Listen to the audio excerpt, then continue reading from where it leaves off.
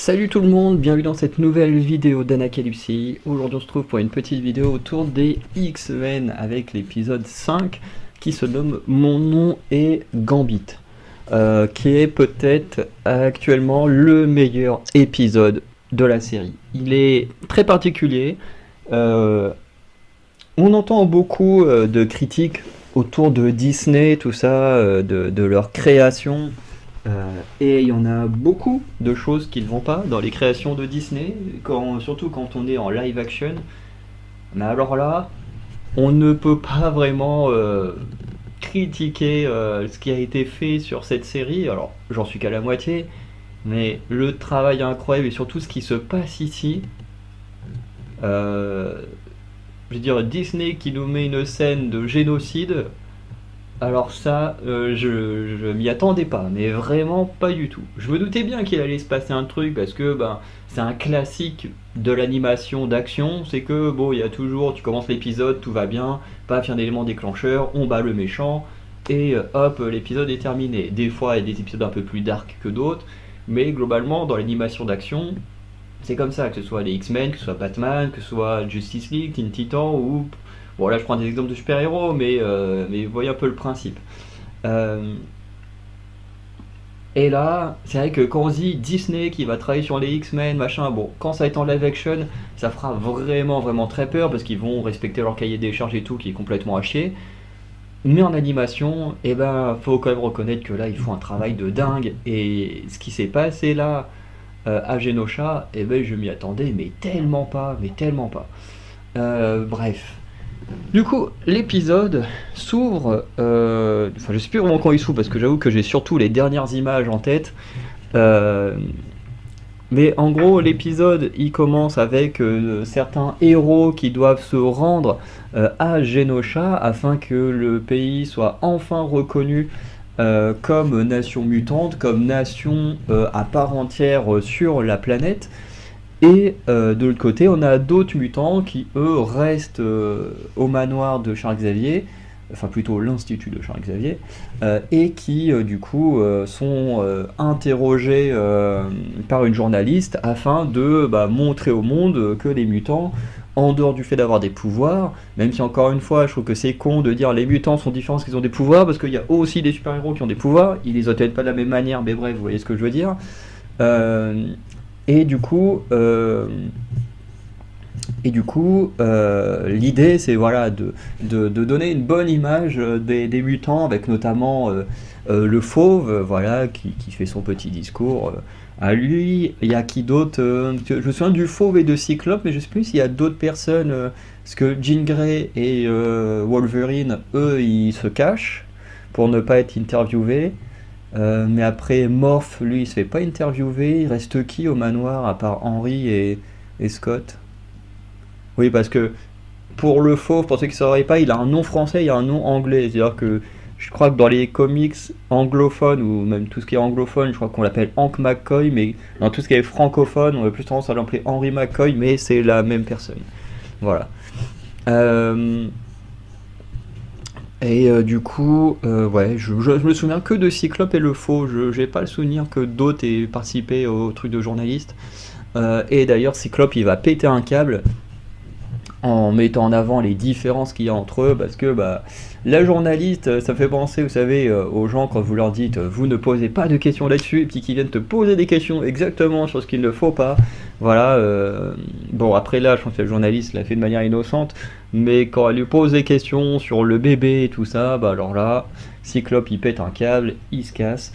Euh, et alors qu'on pense qu'il est comment dire, euh, qu'il est comment dire, consolé, voilà, je cherchais le mot, consolé par Jean Grey. En fait, on se rend compte que non, ce n'est pas Jean Grey, mais Madeleine Pryor qui le console. Ce qui fait que Jean Grey, qui en plus, un tout petit peu avant, elle a quand même du culot, Jean Grey. Un tout petit peu avant, quand elle essayait de se remémorer ses souvenirs, elle a emballé Wolverine. Parce que bon, il y a toujours eu plus ou moins eu un triangle amoureux, Wolverine. De toute façon, les deux gros triangles amoureux, enfin, même, on peut même en mettre un troisième qui est plus récent. Parmi les héros que j'aime bien, c'est Wolverine, Scott et Jean. Même si après Scott il va plutôt se mettre avec Emma Frost. C'est pour ça que ça m'a un peu étonné qu'Emma Frost ait son version Reine Blanche. Parce que quand elle rejoint les X-Men, elle a la tenue noire. Comme j'ai moi en figurine. Euh, Après, il y a le trio Malicia, Gambit, Magneto, qui est beaucoup travaillé dans cet épisode, qui est même dans la série en elle-même, mais on le voit beaucoup plus ici. Voilà, qui est l'un des triangles amoureux aussi que j'ai pas mal suivi. Et un troisième, alors qui est pas vraiment un vrai triangle amoureux, mais où voilà, il y a une scène qui m'avait fait super mal à l'époque, c'était les relations entre Kitty Pryde, Colossus et Star-Lord. Voilà, Star-Lord qui n'est pas un mutant, mais qui a eu une relation avec Kitty Pryde au point où Kitty Pryde avait... alors je pense pas que ce soit à cause de Star-Lord, mais un peu avant, elle avait refusé une demande au mariage de Colossus, et ce qui fait Colossus, il va partir d'une dépression et tout. Bref, c'était une période assez sombre pour notre ami Colossus, qui a toujours été plutôt cool, très droit et tout. Bah alors là, quand Kitty Pryde la refuse en mariage, le gars il a pété un câble. Bref. Mais voilà, ça c'est des sortes de petits triangles amoureux que j'ai bien suivis et j'avoue que là c'est plutôt bien repris. Voilà. Donc le fait que Jean ait un peu perdu sa mémoire, du coup qu'elle emballe Wolverine, je me suis dit ah. Et en fait Wolverine quand même il essaye de refuser les avances de Jean. Et Jean, en plus, après, elle va confronter Scott quand elle découvre Madeline Pryor dans la tête de Scott. Et puis, elle va la confronter pour lui dire que c'est pas bien, machin, qui c'est qui l'aime le plus entre les deux. Enfin, bref, elle lui fait une crise de la jalousie alors que 2 secondes avant, elle était en train d'emballer Wolverine. Tu dis, bah super, la meuf. Et, euh, et du coup, Scott il est perdu, parce qu'en fait, que ce soit Jean ou Madeline, en fait, c'est quasiment la même personne. Donc, même si l'un est un clone et l'autre la vraie, au final, la réponse elle est compliquée, parce que ils ont vécu des relations comme si Madeline était vraiment Jean Grey, quoi. Jusqu'à ce qu'on découvre que ce soit un clone, elle était quelqu'un de normal pour tout le monde. Donc tu m'étonnes que Cyclope ils savent pas quoi dire. Jusqu'à ce que Jean Grey ait un petit souci. Euh, Après ça, du coup, on ne voit plus vraiment les X-Men à part avec le bulletin à la fin qui montre les catastrophes qui se sont passées à Genosha. Mais en dehors de ça, on ne voit quasiment plus les X-Men qui sont à l'Institut à partir de là. Du côté, pardon. Du côté de Genosha, du coup, on suit Magneto, Malicia et Gambit, le deuxième triangle amoureux de la série, qui se rend vers Genosha afin de officialiser l'île comme un pays. Et du coup, les choses au début tournent plutôt bien. En plus, on a des personnages personnellement que moi j'ai été très content de revoir, comme Diablo, très très plaisant de voir Diablo. On voit vite fait Moira McTarget, qui est une humaine, et la mère de Légion, si je dis pas de bêtises, Légion qui est le fils de Charles Xavier, qu'on ne verra pas, certainement pas dans la série, mais voilà. Mais de mémoire, je crois que Légion c'est le fils de Moira et Charles Xavier. Je crois qu'ils ont un enfant ensemble dans les comics. Faudrait que je vérifie l'info.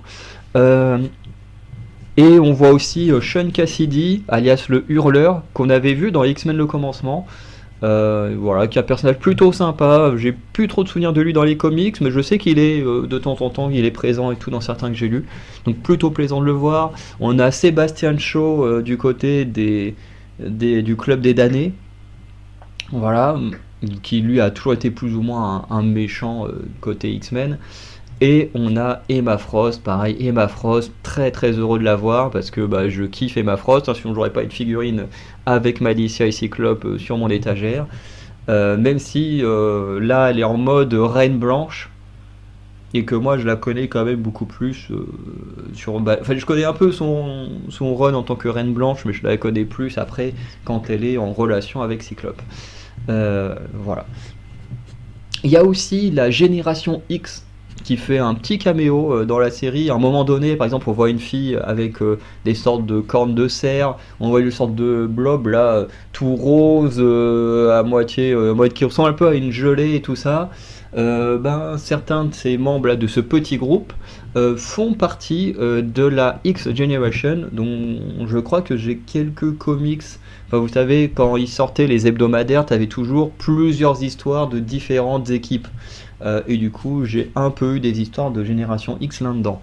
D'ailleurs, on n'a pas la présence de Quentin, je sais plus son nom de famille, qui est un mec avec une crête rose et qui avait des pouvoirs de télépathe ou télékinésie méga puissants et tout. Mais bon, là, il n'était pas là.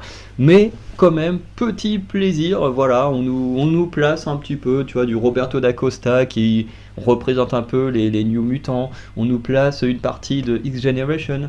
Voilà, je trouve ça plutôt sympa. Les Murlocs aussi. Bon, les Murlocs, je connais beaucoup, beaucoup moins leur histoire, donc je peux pas trop m'étaler sur l'histoire des Murlocs. Mais ça reste quand même des créatures liées aux mutants et tout ça. Donc ça fait plaisir de les voir comme ça. Voilà.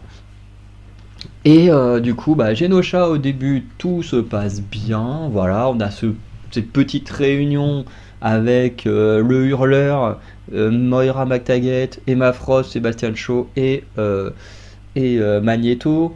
Et du coup, la décision, ce serait que Magneto devienne le chancelier de Genosha. Ce qu'il accepte à une condition, c'est que un X-Men euh, dirige l'île avec lui. Et ce qui fait qu'ensuite on a Magneto qui demande à Malicia de le rejoindre, chose dont Malicia va en parler à Gambit. Gambit qui va décider de quitter Malicia parce que y a ce côté où on explique un peu comment Malicia a commencé sa carrière en tant que vilain, voilà, en s'associant à Magneto. Et du coup, bon, on les voit que tous les deux parce que le but c'est aussi de un peu plus montrer leur relation intime, du fait que ça, c'est comme dans les comics, en fait, grâce au pouvoir de Magneto, en fait, ils peuvent se toucher sans risquer que Malicia fasse du mal à Magneto. Et c'est un peu là que le triangle amoureux il passe, parce que d'un côté, en termes de sentiments amoureux, c'est quand même beaucoup plus fort du côté de Gambit, mais en attendant, il y a le côté charnel qu'elle ne peut avoir que avec Magneto. Donc il crée un truc assez particulier. Et du coup, tout, pour l'instant, tout se passe mal en termes de relations amoureuses, hein. Forcément, on a vu Gambit depuis les épisodes précédents qui est jaloux de la relation entre Malicia et Magneto, et du coup, qui décide juste de quitter Malicia et d'être que uniquement son ami. Voilà. Du coup, ensuite on a Malicia et Magneto là dans cette scène à moitié de bal là où ils dansent dans les airs et tout, que Gambit décide de partir et tout, qui est vraiment très très cool, très beau et tout. En plus les deux ils s'embrassent et là t'as Malicia qui sort la phrase de Gambit en mode ouais, en fait le plaisir charnel ça fait pas tout dans une relation, et là tu sens qu'il y a une cassure entre les deux, entre Magneto et Malicia, et que tu sens qu'elle est prête à lui dire que finalement elle va peut-être pas accepter et tout. En plus, ce qui se passe c'est super triste parce que dans les comics, Malicia et Gambit, eux, ils se marient, parce que j'ai le comics où ils se marient, mais j'ai pas la suite malheureusement. Que faudrait que j'achète la suite après que les deux se soient mariés. Mais mais voilà. Et là, d'un coup, t'as Madeleine Prior qui a la même vision que Jean Grey, et qui se fait, enfin qui voit son câble, de coup câble et qui apparaît. Tu dis ah tiens, qui vient en fait pour prévenir les gens de quitter l'île parce qu'une catastrophe va se produire. Donc en plus il tombe sur Madeleine, voilà, les deux reconnaissent, hein, le fils et la mère, les deux se reconnaissent, et du coup là t'as une sentinelle méga puissante qui apparaît pour en fait juste génocider le peuple mutant, hein, tout simplement. Voilà, et qui va faire beaucoup, beaucoup, beaucoup de dégâts, hein. D'ailleurs, parmi les corps, hein, à un moment donné, on voit Sebastian Shaw. Il y a une meuf là qui avait une sorte de cache-œil et tout, je ne sais pas qui c'est. On a le Hurleur et Mark Taggart, Moira c'est mieux de dire son prénom, qui ont l'air tous les deux d'être morts aussi. Diablo, au début, on croit qu'il est mort, hein, là, quand il sauve Malicia et Magneto avec son pouvoir de téléportation, on croit qu'il est mort et finalement, non, il va bien. Enfin, il va bien. Il s'est quand même pris une grosse rafale dans la gueule, mais bon, il survit, quoi. Bref, on voit plein de cadavres partout, c'est une catastrophe. Puis t'as une musique vraiment qui met une ambiance, c'est un truc de dingue, hein. Juste le fait d'en parler, j'en ai à nouveau des frissons, parce que vraiment, ça a beau être de la fiction, ça a beau être des mutants, des choses qui n'existent pas, mais ça reste aussi un génocide, hein, qui parle beaucoup, notamment pour Magneto, hein. Magneto, pour ceux qui ne connaissent pas son histoire, c'est lié au camp de concentration, donc lui, il revit une extermination et tout. Les images, les parallèles sont pas anodins, je veux dire. Et, euh, et même pour nous, tu regardes ça, tu te dis, mais ah la vache, c'est terrible ce qui se passe, quoi. Et, euh, et forcément, bah, Magneto, Malicia Gambit vont vouloir jouer les héros. Madeleine Prior, je sais pas trop si elle meurt ou pas, j'ai pas trop fait attention.